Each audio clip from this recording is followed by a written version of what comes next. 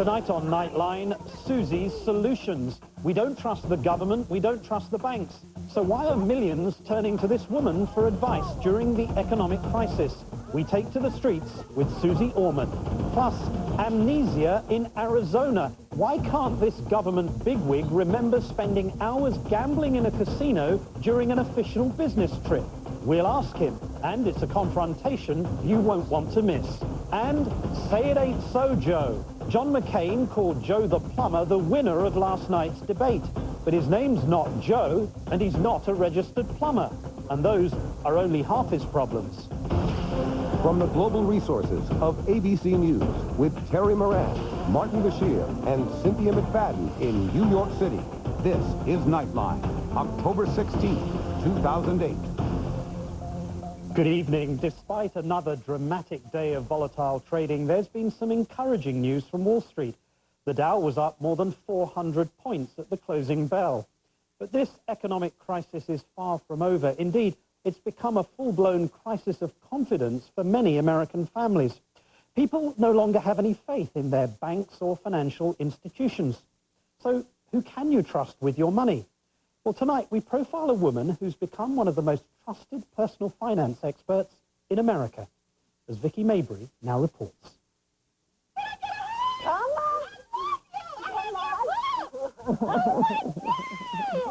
At a time when people are confused about the market You're going to help me financially, what you need. and don't know who to trust with their money, Forget the mutual fund, take the money, pay off the credit card debt. there's at least one financial guru Give me five. who inspires not just trust, Susie, you're like a movie star. but adoration, Thank you so much. And you're finer than I expected. and whose financial advice to her fans is more precious than gold. All that matters in life is that you love one another. It's Susie Orman, the money lady, on the street. This is your house? This is my house. Something, huh? The street she grew up on the south side of Chicago. I used to sit on these steps of every one of these homes. Because you knew everybody Every person here. Always, and there's pictures of me sitting with my dad right here. I used to think that this porch was so big. It's a little tiny now. It's like I think, wow, I had a big porch. Susan Lynn Orman, youngest child of Maury and Ann. So that was my bedroom, and this, my daddy built this on, and under here is where I used to hide when he wanted to give me a whooping. She didn't come from money. She made hers the old-fashioned way. She earned every penny of it herself. You've gone so far from this neighborhood. Do you still understand what these people are going through? Honey, I do what I do for people like this. This is why I do what I do, because I am from this neighborhood. Today, the Ormans and Eisenbergs and Krauses are gone. Now it's the Wootons and Campbells and Kings. The Susie who you see with these people is no different than the Susie that you see on television. And Susie is now a multimillionaire. Her profile has exploded from having her own weekly show on CNBC Gail's girlfriend. to sales of her books and financial aid kits on QVC, It comes on this little CD-ROM. to appearances on CNN and Oprah. I think so. That exposure has earned her 2 Emmys, a Got Milk ad, and a spoof on Saturday Night Live. They asked me, Susie, where do you get your jackets? Jay, great, because you are a girlfriend. Oh, And I follow all those rules. oh, thank you. I didn't even have to call to check on my Merrill Lynch or Merrill Tex or anything. When she was growing up, her mom was a secretary, and her dad first owned a place called Chicken A Go-Go, Get your chicken and you get your hot dogs. then a deli that still bears his name, even though it's now owned by a Mr. Patel. That used to be my daddy's. Really? My daddy was Maury. At her old elementary school, she says she had plenty of friends, but never felt popular. I remember my friends, Leslie, Mimi, and Andy, and I remember asking one of them, do you think I could play with you? But as if, I'm telling you, Vicki, I can't explain it, I never, ever felt like I belonged. But now, Susie Orman is a rock star. You are just right on. Thank you so much. Pretty amazing for a girl who waited tables for 7 years after college at the Buttercup Cafe in Berkeley, California. She got into personal finance after a broker lost $50,000 that her regular customers had loaned her. It got lost in the stock market then. 1980, 81, not good years. 82, not good years. All of it was lost. And then I didn't know what to do, so that's when I went and I got a job at Merrill Lynch. And they hired me, in my opinion, to fill their women's quota. Boyfriend! Now it's hard to stand on a corner with the money lady and get to the end of a story or an answer. Susie eventually opened her own firm, but it's when she started writing books that the Susie Orman brand took off. What makes fans love her is her sweet and tart combination of honesty and brutality. Are you asking Susie Orman if your parents can move in with you because they have a gambling addiction? And when people are doing things to commit financial suicide and they're voluntarily committing financial suicide, what am I supposed to do? Just sit there and go, it's all right, and be calm? No, the actual reaction to that is a smackdown. It's like, what are you thinking? Why did you do that? They still keep calling, they still keep asking, even though they know they might get the Susie smackdown. Because here's what else that maybe the audience at home doesn't know. After they get the smackdown, they get Susie for a long time, one-on-one on the phone, to make sure that they are okay. Oh, yeah, we all came in an hour. What you don't see Hold on to all that. is all the work that goes into giving viewers the right advice. I know everything about them, their cars, their insurance, their life insurance. I love you. Her advice is all backed up by knowledge gained from experience in work and in life. I know what it's like to not have money. I know what it's like to pretend like you do have money. I know what it's like to be lying to people and say, I'm okay, when I go home and you cry at night. And it's because I know what that's like that I can look in the camera and I can say, I get it, because I was there as well. The show is pre-taped. Hi, everybody. I'm Susie Orman, and you are watching The Susie Orman Show. Aubrey, Columbia, South Carolina. With callers and guests chosen from the thousands of people who write in to SusieOrman.com. Then, every Saturday, hundreds of thousands of viewers tune in to hear the money lady tell people what they can and cannot afford. My credit card debt is $4,000. Denied. It's over. You've been denied. Susie can afford just about anything she wants today, but if you look closely, you'll see she wears the same earrings and the same necklace almost every day. You don't need to spend money on massive earrings, massive jewelry, this and that. You can wear the same thing over and over and over again. What's your extravagance? Flying private. She can afford to fly private. And you have the money. I mean, you're sitting on, you can do it. You've got the financial freedom. Yes, I am one seriously wealthy woman, and I'm so glad I am. But it wasn't always that way. Everything that you see around me has been created one step at a time. Working, working, working, working. She's so wealthy she can afford to let viewers download her books and kits for free. You're not watching my show for me to say, buy this from me. You're watching my show so I can educate you.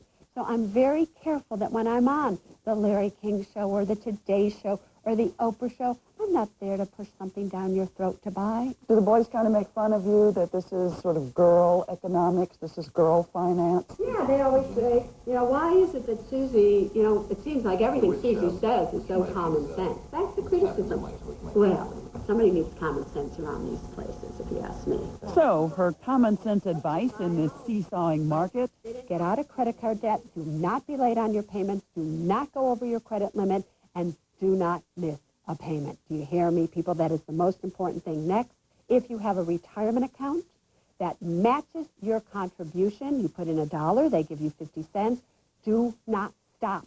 Do not stop. Continue to contribute, contribute, contribute, as long as you have time on your side. Hello, girlfriend! It's great having the money and the fame, but changing the world one wallet at a time is Susie Orman's ultimate measure of success. Is it fun being you? Oh my God, it's a blast. And it's a blast not because people recognize me and say hi. It's a blast because I know that on some level I've changed their lives for the better. On the streets of Chicago with Susie Orman, I'm Vicki Mabry for Nightline. Our thanks to Vicki Mabry. And when we come back, a government official struggles to recall 2 hours in a casino until we show him our pictures.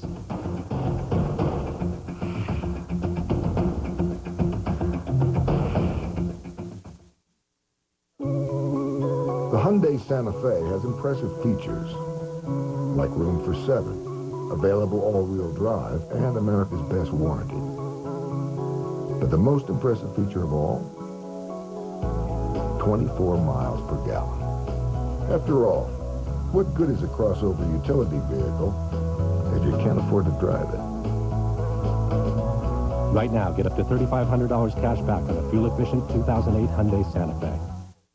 We had a health concern. Turned out to be nothing, but it got us doing more to protect our health, like taking silver. Centrum Silver age-adjusted multivitamins have key antioxidants that help support natural cell repair. Our health protection starts with Centrum Silver. Critics are calling W incredible, riveting, and downright funny. I'm sorry. You must be joking. 4 stars. Fabulous. The stuff Oscar nominations are made of. All right, way to go. W, rated PG-13. In theaters everywhere tomorrow. Welcome to Progressive.com. Ah, I see you have a list. So I only pay for the features that I need. So let's customize your policy. It's me. Now just add or subtract what you need. I want lots of coverage, a little less, a low deductible, and roadside assistance. That was easy. Your satisfaction is our policy. It's a little insurance joke. Really little. Getting the policy and the price you want. Now that's Progressive. Call or click today. Actor Mark Wahlberg on an all-new Jimmy coming up on ABC. Friday, one special, sure to make both parties steaming mad. Why? Because John Stotzel's telling it like it is, again. They talk and promise. It changed. But will anything really change? Don't miss the politically incorrect guide to politics on 2020 Friday. Whose corner is Gordon Smith really in? He says Democrats Ted Kennedy and Ron White. Even Barack Obama are in his corner. No way! It's Gordon Smith who supported Bush's tax breaks for the wealthy. $4 billion in tax breaks for big oil. And Smith voted against lower prescription drug prices. So don't be fooled. We know whose corner Gordon Smith's really in. And it's not ours. The Democratic Senatorial Campaign Committee is responsible for the content of this ad.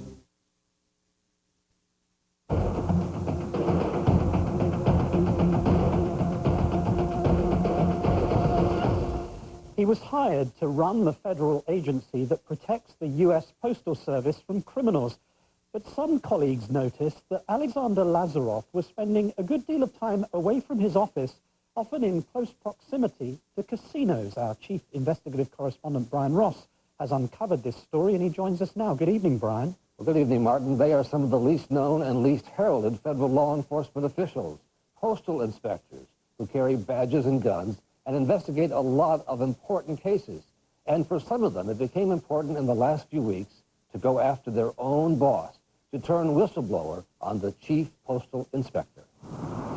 Headquartered in Washington, D.C., the U.S. Postal Inspection Service investigates scams and theft through the mail. Its agents helped bring down televangelist Jim Baker, pursued the Unabomber Ted Kaczynski, and were deeply involved in the anthrax investigation. It's our mission really to protect the people involved in the Postal Service, the product, and the American public. With 1,700 inspectors and a yearly budget of $464 million, the chief postal inspector, Alexander Lazaroff, should be one of Washington's top law enforcement figures.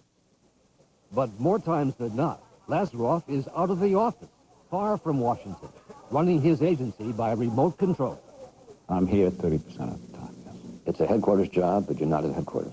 It depends on how you look at it, whether it's a headquarters job or not. Lazaroff has spent 5 times more money than any of his predecessors traveling the world, and internal complaints have made their way to a powerful U.S. senator who has now demanded an inspector general investigation. Quite frankly, how can he do his job as the postal inspector and the administrator is when he's never in the office? What's more, according to some of Lazaroff's own people, he often arranges his travel to be near a casino where he can gamble, as our undercover cameras saw last month in Arizona. All this at the very time Lazaroff ordered his own agency to cut its budget by $2 billion. You don't think you travel too much? No. I think I travel a reasonable amount. His trip last month to Arizona was part of a conference he convened at the Wigwam Resort outside Phoenix.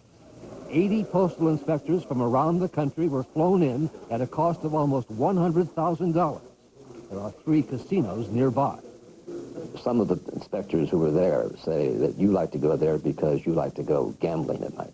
No, I've heard that allegation before. People will throw an allegation like that out without any substantiation, and it's not true. But some of Lazaroff's own inspectors told us we would almost certainly find him at night at a nearby casino. And we did, at Casino Arizona in Scottsdale. Lazaroff spent 2 hours almost non-stop playing video poker machines, accompanied by 2 women and a man, members of his staff, he said. At the end of the evening, Lazaroff and the others all climbed into a silver stretch limousine provided by the casino and headed back to their resort hotel. It was something that just 6 days later, Lazaroff could not recall. Do I go to a casino once in a while? Yes, I do. Did you on this trip? I don't know. I'm not sure. I never go to a casino. If I've ever gone, it's on my own time, and it's very infrequent. Then we showed Lazaroff the pictures of him at the casino from 6 days earlier. Okay. Does that refresh your memory? Do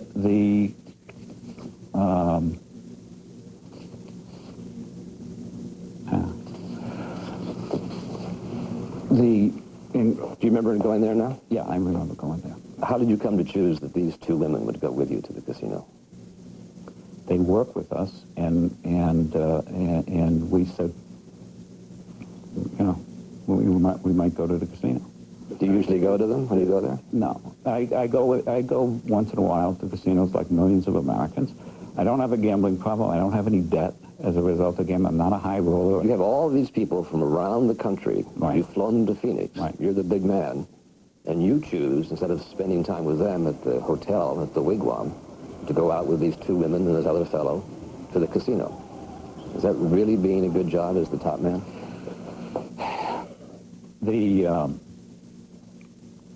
It depends, again, on what how you interpret that. Had you been to this casino before? I'm not sure even what casino it was, to tell you the truth. Had you been there before? I don't know, because it was. You can't remember that? No, there's like a number of casinos in most areas, and if you go for a couple of hours, you normally just go, and you don't pay. I don't pay a lot of attention. Lazaroff left Phoenix the next morning for a flight back to his home, not in Washington, but in New Jersey. Lazaroff says the complaints about his travels and his gambling come from disgruntled postal inspectors, unhappy with management changes he is making at the Postal Service. Lazaroff insisted to us he can do much more on the road than he can do back at his desk at headquarters. And with so much travel, upgrading to first class becomes much easier. But that is not the end of the story. Shortly after our interview, the Chief Inspector Lazaroff abruptly submitted his resignation, saying it was time for a new chapter in his life. He made no mention of our story to his employees or the fact that the Inspector General's investigation has been broadened to look at other allegations of how he ran his office. The Postal Service is now planning a big retirement party for him next week at Postal Service headquarters, even as he remains under active investigation by the Inspector General, Martin. Brian, what does the Postmaster General himself say about all of this? Because these abuses clearly occurred on his watch. Well, that's right. Well, Postmaster General John Potter did not respond to our request for a comment. But in a note to employees, he praised Lazaroff for operational excellence and said nothing to them about the Inspector General's investigation. Senator Grassley says that calls into serious question the judgment of the Postmaster General and his ability to clean up his own house, Martin. Brian Ross, thank you. And we'll be right back. What do you think of Mike Wallace and the Geico Toyota? Whatever. He's out there selling car insurance. I'm out there to win. Isn't he your cousin? I didn't say I wouldn't go fishing with the man. All I'm saying is, he comes near me, I'll put him in the wall. You don't even race in the series. Listen, go-kart track, grocery store, those remote-controlled boats. When it comes to Mike Wallace, story ends with me putting him in the wall. Geico. 15 minutes could save you 15% or more on car insurance. The generation that swore it would never get old didn't. Welcome to the summer of life. New Touch of Gray from Just for Men. Lets you keep a little gray. Works gradually. Easy. New Touch of Gray. So I'm not worried about CEOs. I'm not worried about corporate lobbyists. I'm worried about the couple that's trying to figure out how they're going to retire. I'm worried about the family that's trying to figure out how they can save for their child's college education. I'm worried about the guy who's worked in a plant for 20 years and suddenly sees his job shipped overseas and has lost not just his job, but his health care, his pension, and the sense of dignity that comes with having a good job. That's who I'm worried about. That's who I'm going to be fighting for and thinking about every single day that I'm in the White House. I'm Barack Obama, and I approve this message. Mom knew I needed calcium from day one. Now I'm the mom, and I know 80% of us don't get enough calcium from food. Our bodies can steal it from our bones. Give yourself some TLC, Tender Loving Caltrate, and give TLC to somebody you love. They open their home to help other families. ABC Sunday. They'll get the help they need to save their livelihood. We can change the world if we just take care of each other. ABC's Extreme Makeover Home Edition, all new Sunday, 8/7 Central on ABC. One senator stands at the center of the Senate. One senator reaches out to both parties to find the common ground. With Ted Kennedy on hate crimes, with Barack Obama on renewable energy, and with Ron Wyden every day for Oregon. It's a question of finding common ground. And Senator Smith, my friend, my partner, always meets me halfway. I'm Gordon Smith, and I approve this ad. As a mom of 2 kids, I believe that parents and teachers know best when it comes to educating children. What bothers me most about Bill Sizemore's Measures 58 and 60 is that they take away control of our schools from parents and teachers. I find it troubling that Bill Sizemore, who has no background in education, thinks he should be making important decisions about our schools. His one-size-fits-all approach to education just won't work. Please join parents and teachers in voting no on Measures 58 and 60. In the race for Senate, Jeff Merkley's record is raising taxes. More Tax Merkley voted to raise the state income tax. He voted 3 times for higher taxes on seniors, 4 times for higher taxes on farmers, 4 times to increase the gas tax. More Tax Merkley voted for a tax increase rejected by 60% of Oregon voters. Merkley even voted for the largest tax increase in Oregon history. More Tax Merkley? Not in the U.S. Senate. The National Republican Senatorial Committee is responsible for the content of this advertising. Nightline continues from New York City with Martin Bashir. It's been a remarkable rise to fame for a man known as Joe the Plumber. He asked a question of Barack Obama that John McCain used repeatedly in last night's debate. It wasn't long before the media pounced, but with the spotlight has come some scrutiny, as Jake Tapper now reports. For John McCain, Joe the Plumber seemed too good to be true. On Sunday, while Barack Obama was reaching out to voters in a working-class suburb of Toledo in battleground state Ohio... What's your name? My name's Joe Wurzelbacher. Good to see you, Joe. Joe Wurzelbacher suddenly appeared. An independent working-class voter, Joe was worried about Barack Obama's proposed tax increases on the wealthiest Americans. I'm getting ready to buy a company that makes about $250,000, $270,000, $80,000 a year. Your new tax plan is going to tax me more, isn't it? Listen, I respect what you do, and I respect your question. And even if I don't go get your vote, I'm still going to be working hard on your behalf. For Republicans, Joe soon became a symbol of the average American's resistance to Obama's proposed tax increases. And then on Wednesday in Hempstead, New York, at the 3rd and final presidential debate, Joe Wurzelbacher, whom McCain called Joe Wurzelberger, officially became Joe the Plumber. Joe the Plumber's out there. The conversation I had with Joe the Plumber. Joe was trying to realize the American dream. Additional tax cuts to Joe the Plumber. We're going to take Joe's money, give it to Senator Obama. And at times it seemed as if Joe the Plumber was the only voter either candidate cared about. The media, too. Do you like being known as Joe the Plumber? You know, my son's digging it. Media interest seen around the world. Today, McCain did his best to keep this symbol alive. The real winner last night was Joe the plumber. McCain hinted today he'll soon be campaigning with Joe, but it's not clear that would be such a great idea. The McCain campaign did not necessarily vet Joe, it seems. First of all, it's not clear Joe would have his taxes increased under Barack Obama. You're not taking home $250,000 now, am I right? No, not even close. And Joe today clarified that the business will cost him more than $250,000, not that it will net him that much in profits. So as of now, Joe might even be eligible for a tax cut under Obama. And while Joe would certainly appreciate no new taxes, he's not fond of old ones either. It seems the state of Ohio filed a lien against him last year for $1,182.98 in unpaid personal income taxes. And it turns out Joe the plumber is not even technically named Joe, and he's not technically a plumber either. His name is Samuel Joseph Wurzelbacher. And in the state of Ohio, Joe is not a licensed plumber, which he would need to be to run that plumbing business. Well, here's my question. Wurzelbacher has now gone from being a mythical figure to fodder for late-night comedy shows. John, why are we vetting this guy, this Joe the plumber guy? He's already done more interviews than Sarah Palin. I'm Jake Tapper for Nightline in New York. Politics and plumbing, not a happy mixture.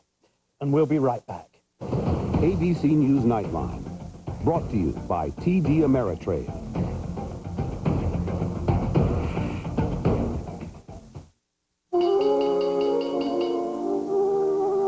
The way the stock market's been acting lately, you may wonder if you've been doing the right thing. Is the advice you've been getting helping or hurting?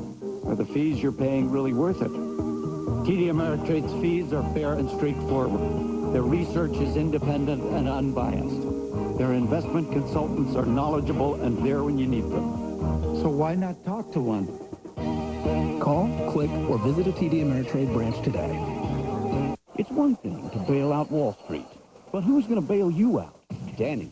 Our weekday express slam gives you a real breakfast for just $4. All of this for $4. And now you can grab some Denny's to go. Robitussin knows one of the reasons we cough is to help clear away mucus. Robitussin DM Max has a double dose of the medicine that helps clear mucus while also controlling your cough. Robitussin DM Max, double the strength against mucus for a reason. Sunday, something no one saw coming. You want blind sex? I think I can arrange that.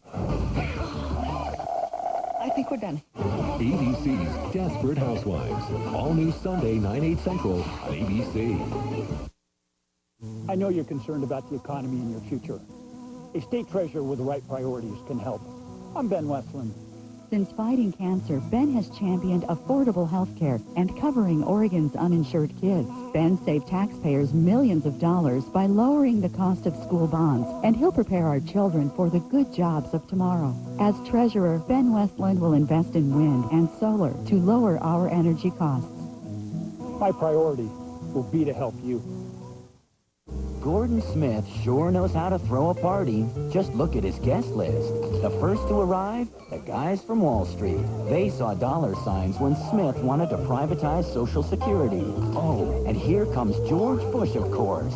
Next are companies that ship our jobs overseas, followed by oil executives who've gotten billions in tax breaks from Gordon. Tell Gordon Smith and his buddies, the party's over. The Democratic Senatorial Campaign Committee is responsible for the content of this ad. A few years ago, bad weather wiped out our crops. We nearly lost the family farm. It was a struggle to pay the bills, but we pulled together as a family and we made it through. That's why we understand what a lot of Oregon families are going through right now. Rising gas prices, healthcare costs, food prices. They can't wait for solutions anymore. If you really want someone who understands what Oregon families are going through, send Kurt to Congress. I'll fight every day to put your families first. I'm Kurt Schrader, and I approve this message. Senator Gordon Smith, an effective, independent voice for better health care. He stood up to the president and fought to expand health insurance for Oregon's children.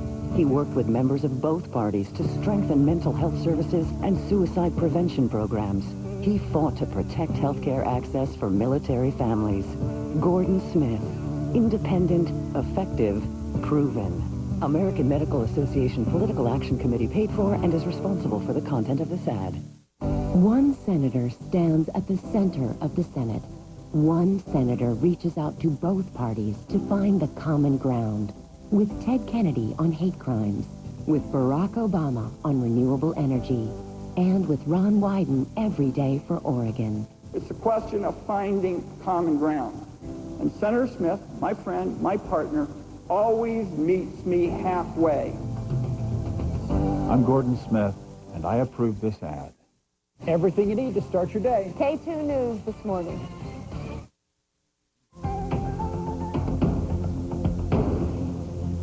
Tomorrow on Nightline, we look at a problem facing millions of Americans. They're known as upside-down mortgages, where the debt someone owes on a mortgage is now much more than the value of the property itself. That's tomorrow on Nightline. But that's our report for tonight. I'm Martin Bashir, Cynthia McFadden, Terry Moran, and all of us at ABC News. Good night, America.